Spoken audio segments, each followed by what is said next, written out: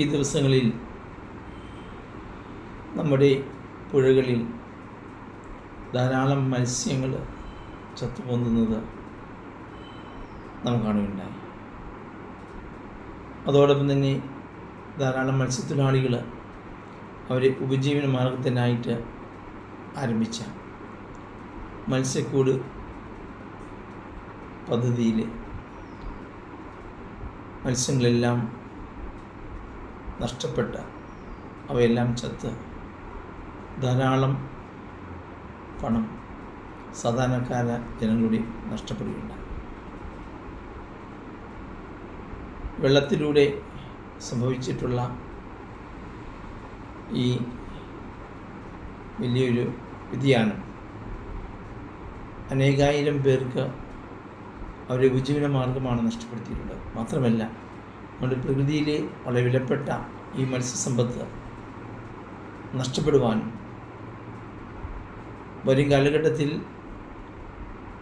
ഒത്തിരിയേറെ പേർക്ക് വലിയ സമ്പത്തായിട്ട് മാറേണ്ട വലിയ നിധിയാണ് നഷ്ടപ്പെട്ടിട്ടുള്ളത്.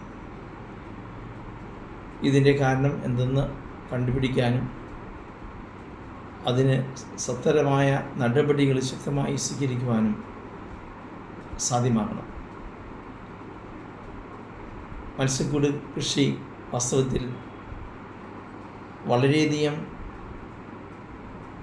ഗുണം ചെയ്യുന്ന, പ്രത്യേകിച്ച് മത്സ്യത്തൊഴിലാളികൾക്ക് ധാരാളം ഗുണം ചെയ്യുന്ന ഒരു വലിയ ബൃഹത്തായ ഒരു പദ്ധതിയാണ്. 2006 സുനാമിക്ക് ശേഷം പുഴയിലെ മത്സ്യങ്ങളെല്ലാം നഷ്ടപ്പെട്ടപ്പോൾ, അതിൻ്റെ ബെഡ് പോലും നഷ്ടപ്പെട്ട സാഹചര്യം ഉണ്ടായപ്പോൾ മത്സ്യത്തൊഴിലാളികൾക്ക് വേണ്ടി ആരംഭിച്ച ഈ പദ്ധതി കേന്ദ്ര ഗവൺമെൻറ്റിൻ്റെയും കേരള സർക്കാരിൻ്റെയും വിവിധ ഡിപ്പാർട്ട്മെൻറ്റുകളുടെയും പ്രത്യേകിച്ച് CMFRI തുടങ്ങിയ ഫിഷറീസ് ഡിപ്പാർട്ട്മെൻറ്റ് തുടങ്ങിയ ഡിപ്പാർട്ട്മെൻറ്റിൻ്റെ സഹകരണത്തോടുകൂടി ന്യൂസിലൻഡ് ഗവൺമെൻറ് ടെക്നോളജി സ്വീകരിച്ച ആണ് നാം കോട്ടപ്പുറം പദ്ധതിയുടെ സാമൂഹിക പ്രവർത്തന ഭാഗമായ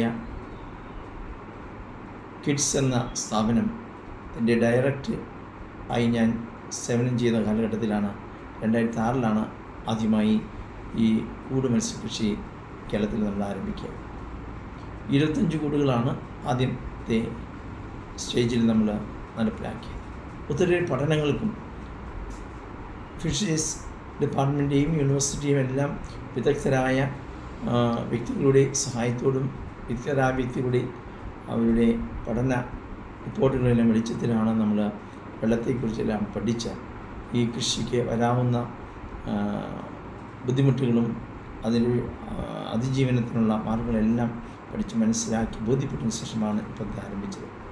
അങ്ങനെ ആ കൃഷിക്ക് വേണ്ടിയുള്ള 25 കൂടുകളെന്ന് ഇറക്കിയപ്പോൾ അതിൽ കോട്ടപ്പുറം കോട്ടയ്ക്ക് സമീപമുള്ള ശ്രീ ഷിബു വലിയ പറമ്പിൽ നേതൃത്വത്തിലുള്ള ടീമംഗങ്ങളാണ് ഈ മത്സ്യക്കൂട് കൃഷി വളരെ മനോഹരമായി ശാസ്ത്രീയമായി നിർദ്ദേശങ്ങൾ സ്വീകരിച്ച് നടപ്പിലാക്കുകയും വിജയിപ്പിക്കുകയും അവരുടെ സഹായത്തോടു കൂടിയാണ് ഇന്ന് ഫിഷറീസ് ഡിപ്പാർട്ട്മെൻറ്റ്, നമ്മുടെ കേരള ഗവൺമെൻറ്, കേന്ദ്ര ഗവൺമെൻറ് പ്രധാനമന്ത്രി മത്സ്യ സമ്പത്ത് യോജന പദ്ധതിയിൽ നിന്ന് ലഭിക്കുന്ന പദ്ധതിയും സാമ്പത്തികമായ സഹായവും എല്ലാം സ്വീകരിച്ച കേരള ഗവൺമെൻറ് ഇന്ന് ഈ പദ്ധതി നടപ്പിലാക്കി മുന്നോട്ട് പോയിക്കൊണ്ടിരിക്കുന്നത്. കോട്ടപ്പുറത്തുള്ള ഷിബു വലിയ വീട്ടിലാണ് വാസ്തവത്തിൽ ഈ പ്രോജക്റ്റ് നടപ്പിലാക്കി വിജയിപ്പിച്ച മറ്റുള്ളവർക്ക് എല്ലാം അവരുടെ അനുഭവങ്ങൾ പങ്കുവച്ചുകൊണ്ട് ഈ പദ്ധതി കേരളത്തിലുടനീളം വ്യാപിക്കാനായിട്ട് ഗവൺമെൻറ് സഹായത്തോടു കൂടി മുന്നോട്ട് പോയത്. പക്ഷേ ഈ പദ്ധതി വളരെ അധികം സാധാരണക്കാർക്ക് ഗുണകരമായ പദ്ധതിയായിരുന്നു. പക്ഷേ വെള്ളത്തിന് സംഭവിച്ച ഈ പോരായ്മ, ഈ ബുദ്ധിമുട്ട് സാധാരണക്കാർക്ക് വളരെയധികം വേദനകൾ സംഭവിച്ചിട്ടുണ്ട്. നമ്മുടെ പ്രതിസമ്പത്തായ ഏറ്റവും പ്രധാനപ്പെട്ട ഘടകങ്ങളൊന്നാണല്ലോ വെള്ളത്തിന് ഇത്തരത്തിലുള്ള പൊല്യൂഷൻ സംഭവിക്കാതിരിക്കാൻ, അതെന്താണ് സംഭവിച്ചതെന്ന് കണ്ടുപിടിക്കാനും സത്വരമായ നടപടികൾ സ്വീകരിച്ച മേലാൽ ഇത്തരം സംഭവങ്ങൾ വരാതിരിക്കാനുമുള്ള നടപടികൾ വേണ്ടപ്പെട്ടവർ എത്രയും വേഗം ശക്തമായ രീതിയിലെടുത്ത് സാധാരണക്കാരായ മത്സ്യത്തൊഴിലാളികളെ അവരുടെ ഉപജീവനമാർഗത്തെ സംരക്ഷിക്കാൻ വേണ്ട സത്വര നടപടികൾ സ്വീകരിക്കണം എന്നുകൂടി ഈ അവസരത്തിൽ ഓർമ്മപ്പെടുത്തുകയാണ്.